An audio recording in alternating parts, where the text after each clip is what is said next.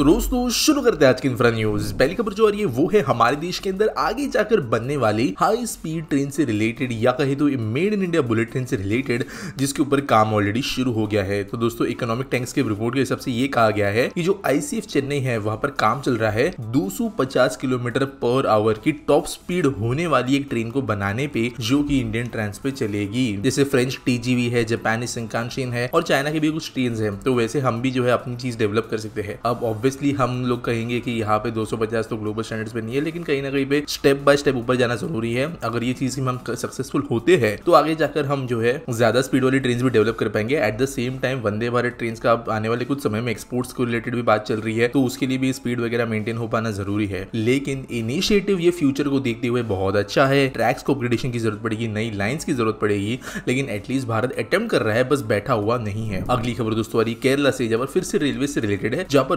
बहुत लंबे समय के बाद में हमें एक और नई डबल डेकर ट्रेन देखने को मिल रही है। तो एक air condition double decker train ये है, उदय एक्सप्रेस के नाम से जानी जाएगी। और बेसिकली जो ये कोयम्बतूर केएसआर बेंगलुरु उदय एक्सप्रेस है, इसको एक्सटेंड किया गया है पलक्कड़ तक। तो ये एक double decker AC chair car train है। कोयम्बतूर से ये 8 AM पहुंचेगी डे 1 को और अगले दिन 10:45 AM को वापस पहुंचेगी पलक्कड़। तो डबल डेकर ट्रेन का भी इस्तेमाल हो रहा है। अगली खबर दोस्तों जा रही है वो है आईफोन मेकर कंपनी एप्पल से रिलेटेड, जिन्होंने फॉर्म किया एक joint venture renewable energy developer clean max के साथ में, और इसके साथ में मिलकर वो इन्वेस्ट करेंगे 6 रूफटॉप सोलर प्रोजेक्ट्स के अंदर, जो इनके इंडिया ऑपरेशंस को पावर अप करेंगे। अगर आप एप्पल कैंपस को जानते हो, जो इनका स्पेसशिप है वो पूरा सोलर कवर्ड है, इनका भी कार्बन कम करने का बड़ा इनिशिएटिव है। तो अभी इनकी फैक्ट्रीज भी बढ़ गई है भारत। तो ये चाहते हैं कि 14.4 मेगावाट्स ऑफ सोलर पावर ये अपनी फैक्ट्री के लोकेशन से ही जनरेट करे, और इसके लिए इन्होंने ये डील साइन की है। यहाँ पर दोस्तों सिर्फ फैक्ट्रीज की बात नहीं है, बल्कि कुछ कंपनी के ऑफिस भी है मुंबई न्यू दिल्ली के अंदर, वहां पर भी ये काम किया जाएगा। अगली खबर दोस्तों जो आ रही है वो है NHAI के कर्जे से रिलेटेड। तो आप जानते हो NHAI के पास पैसा तो बहुत है, लेकिन कर्जा भी उनके ऊपर बहुत सारा है। ₹3.4 ट्रिलियन, ये 3.5 लाख करोड़ का यहाँ पे डेट है पिछले कुछ साल से। और यहाँ पर बेसिकली इस डेट को जो है अलग तरीके से प्लान करने का काम, इसको रिटायरमेंट प्लान में ले जाने का काम, ये हाईवेज मिनिस्ट्री का एजेंडा है। आने वाले 100 दिन जो होंगे इलेक्शन के बाद में, इसमें मैनेजमेंट की काम किए जाएंगे। अगली दोस्तों खबर जो आ रही है वो है फिर से एप्पल से ही रिलेटेड, जिन्होंने पार्टनर अप करने का डिसीजन लिया है टाइटन और मुरुगप्पा ग्रुप के साथ में, जो कि एमके सप्लायर चेन के अंदर कंपोनेंट असेंबलर बन सकते हैं। तो दोस्तों जो क्रिटिकल कैमरा मॉड्यूल होता है, ये काफी बारीक कंपोनेंट है, इसके अंदर कई चीजें करनी पड़ती है। करेंटली ये चाइना के अंदर बन के आता है भारत में, अब इसको भारत के अंदर एप्पल बनाना चाहती है।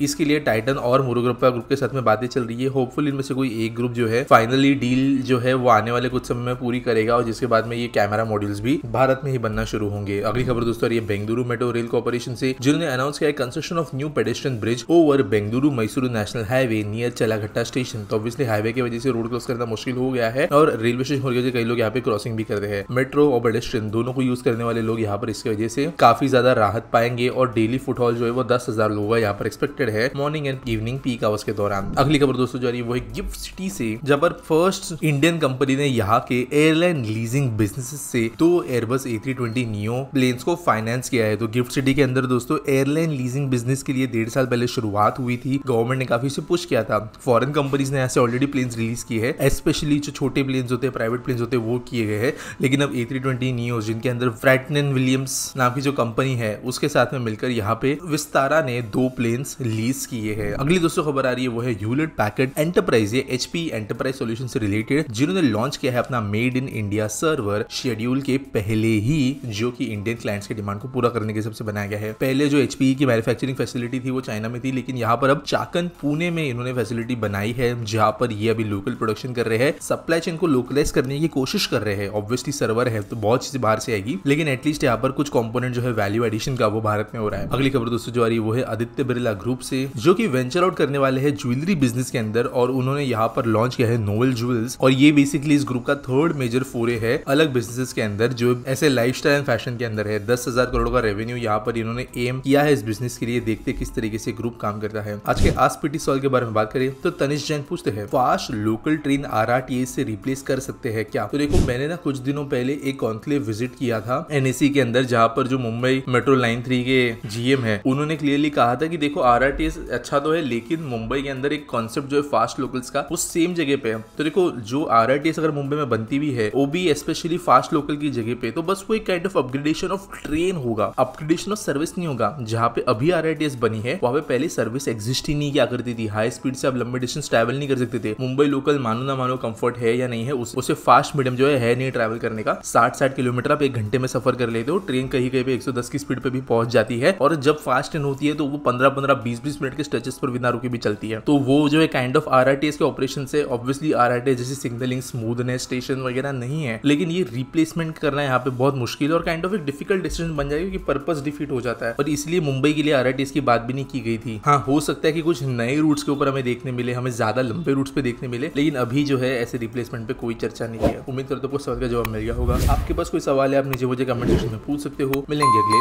वीडियो में।